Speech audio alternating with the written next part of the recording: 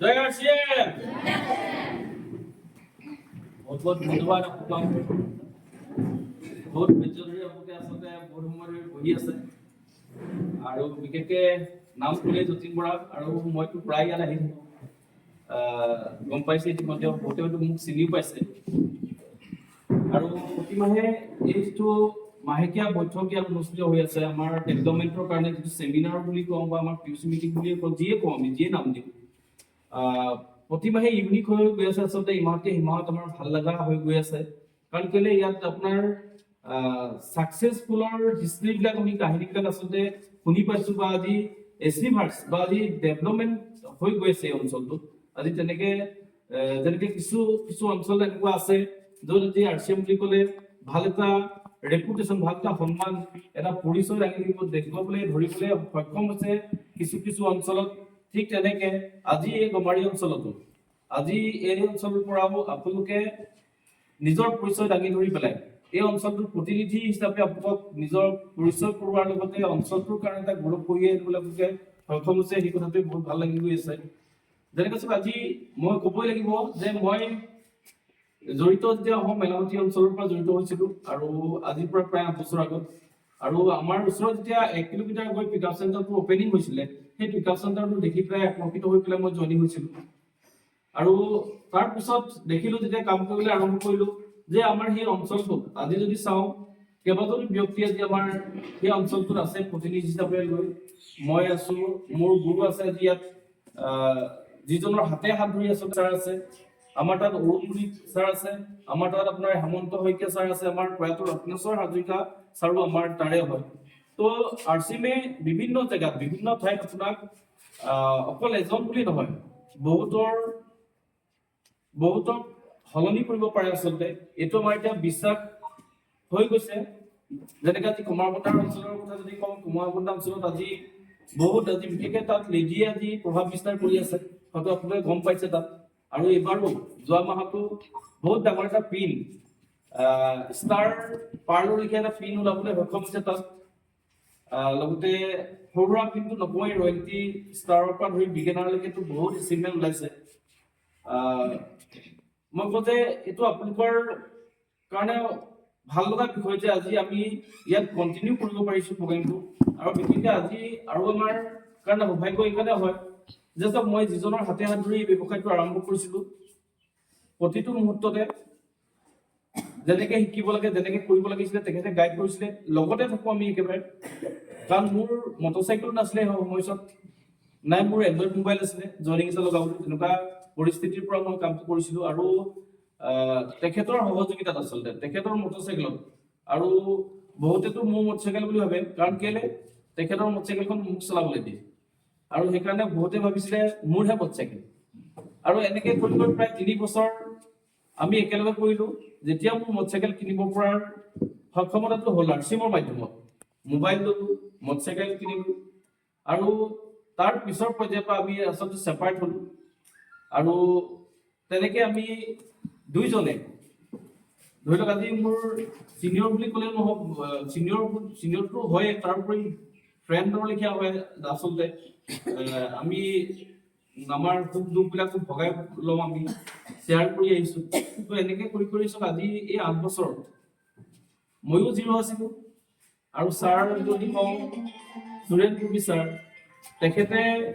হয়তো মোতকৈ কেইটামান লেভেলৰ ওপৰত আছিলে এই কথাটো ভালকে আপোনালোকে মন কৰিব বুজিব যে যেনেকৈ আজি মনিকা বাইদেউ আছে বা আজি আমাৰ ৰিম্পী বাইদেউ আছে ন ঠিক তেনেকে আমি কাম কৰি গলো য'ত মই জিৰ' আছিলো সেই জেগাতে 8 বছৰত আজি ধৰক 80,000 প্লাছ ইনকাম ল'বলৈ সক্ষম হ'লো আৰু ঠিক তেনেকে আজি ছাৰৰ কথা যদি কওঁ ছাৰে আজি লাখৰ ওপৰত হয়তো নিয়েৰেষ্ট তেখেতে জানিব 1 লাখৰ ওচৰ হাইষ্ট ইনকাম হয়তো তেখেতৰ প্লাছ হৈছে মই জনাত হয়তো তো এই ডিফাৰেন্সটো আপোনাৰ 8 বছৰৰ কথা চকুৰ আগত মাত্ৰ 8 বছৰৰ হয় কাহিনীখিনি আৰু আজি তেখেতৰ যিটো পজিশ্যন আচলতে আজি অকল টকা পইচাই নহয় বিভিন্ন জেগাত অল ইণ্ডিয়া বেচিছত আজি তেখেতৰ এটা সুনাম আছে সন্মান বুটলিবলৈ সক্ষম হৈছে আৰু যাৰ কাৰণে আজি এটা দিনত তেখেতেও ইয়াত সময় দিছিলে কিন্তু আজি তাৰিখত এনেকুৱা হৈ গ'ল যে ইমানেই ব্যস্ত হৈ গ'ল যে তেখেতক আজি বহুত মানুহে ডিমাণ্ড কৰে তেখেতৰ স্পীচ শুনিবৰ কাৰণে তেখেতৰ কাহিনী শুনিবৰ কাৰণে বিভিন্নজনে তেখেতক ইনভাইট কৰি নিয়ে আৰু য'ত তেওঁ গৈ আছে ন তাতে বিজনেছ ডেভেলপ হৈ আছে আজি সৰুপথাৰত গ'ল সৰুপথাৰত আজি এবাৰ কি আহিছে ষ্টাৰপিন তাত ষ্টাৰপিন ওলাইছে ন যাৰ লগতে ধৰি কাম কৰে তাতে আপোনাৰ বিজনেছ কি হয় গ্ৰোথ হয় তেখেতৰ কথাই তেখেতৰ কাহিনীয়ে মানুহক অনুপ্ৰাণিত কৰে আৰু এইটো এটা আমাৰ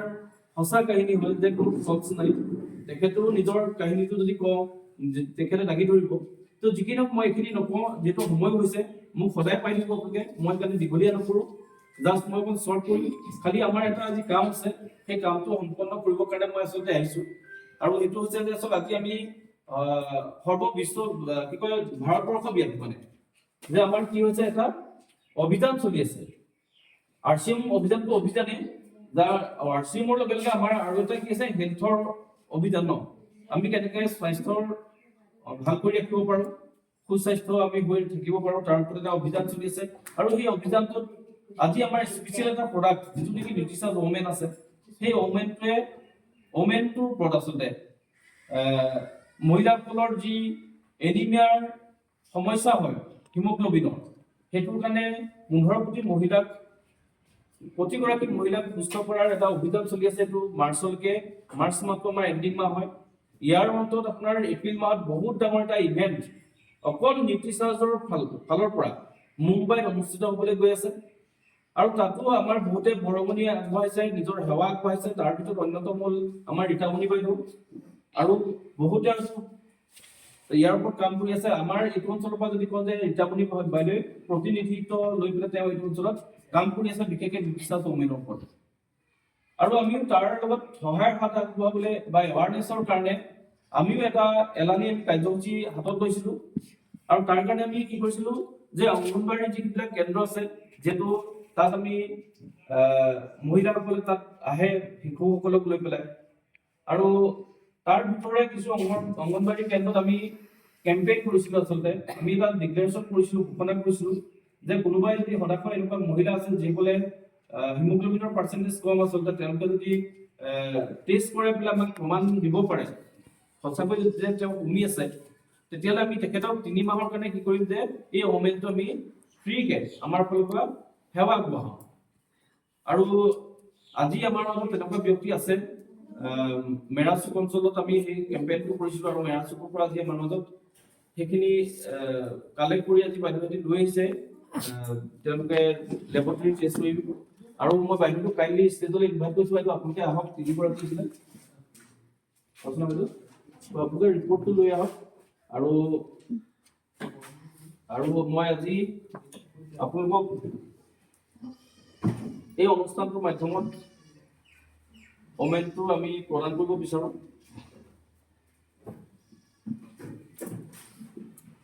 প্ৰথম আমি এমাহৰ কাৰণে দিম আপুনি খাই টেষ্ট কৰাই 3 মাহ কণ্টিনিউ কৰিব তাৰপিছত আকৌ তাৰ টেষ্ট আপুনি দিব ৰিপৰ্ট কেইটা বাইদেউ লৈ আহিব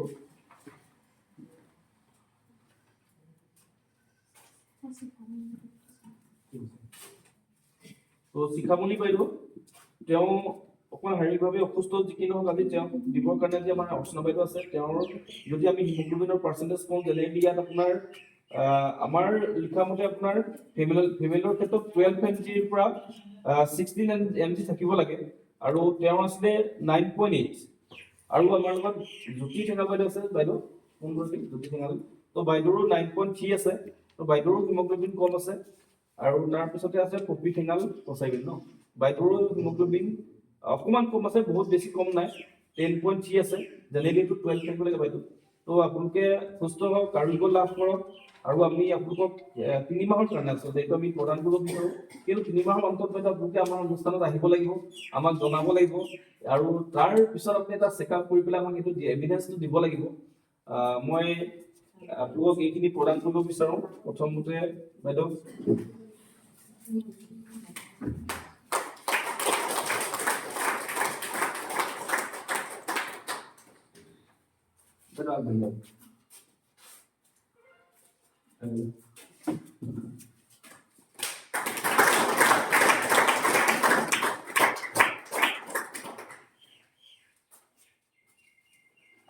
আৰু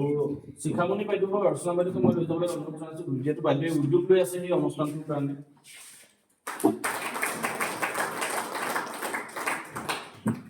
তো নমস্কাৰ বহুত বহুত ধন্যবাদ আৰু বাইদেউ লৈ যাব বাকী আজি অনুষ্ঠানটোত মোৰ বিশেষ বক্তব্য নাই কাৰণ মই কৈ আছোঁ বা আকৌ আগলৈকে মই আপোনালোকৰ মাজত থাকিম কিন্তু আজি স্পেচিয়েলি যিহেতু সময়ৰ অভাৱ আমি যিজনৰ কাৰণে আচলতে অপেক্ষা কৰিছোঁ ইমান দেৰি ধৈৰ্য ধৰি বহিছোঁ তেনেকুৱা এজন সফল ব্যক্তি আজি আমি শুনি যদি লওঁ নহয় তেতিয়াহ'লে চাওক মই কওঁ যে আহিব লগা আমাৰ যিটো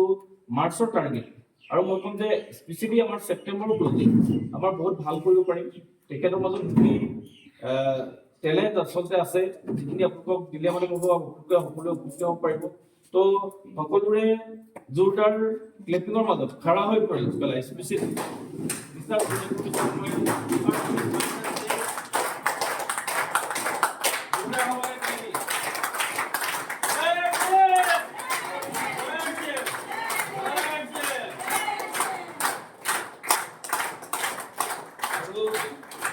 যেহেতু আমাৰ মাজত বহুত